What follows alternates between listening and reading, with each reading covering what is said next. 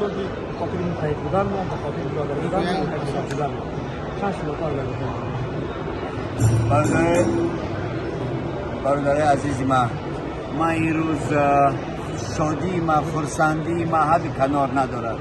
این روز شما را در پالوی خودتون دیدن. ما راستی خیلی که به تاجیکی میگن کرتا گوشت گرفتم. ماشاءالله ما بسیار شاد هستیم که از این ملت عظیمی ما ملت کهن بنیاد ما این فرزنداشان همشان باقی مانده و امروز در پالوی ما هستند. ما از همه شما یگانگی، خانه آبادی و پیروزی و همیشه دلشاد بودن درخواست داریم.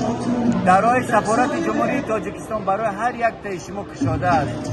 دانی که شما در اینجا برادراتان موجود هستند و ما تمام کوشش میکنیم که همیشه شما با ما یک پیوند باشین، یک دین باشین و یک نوا باشین. تشکر زیاد. سلام علیکم.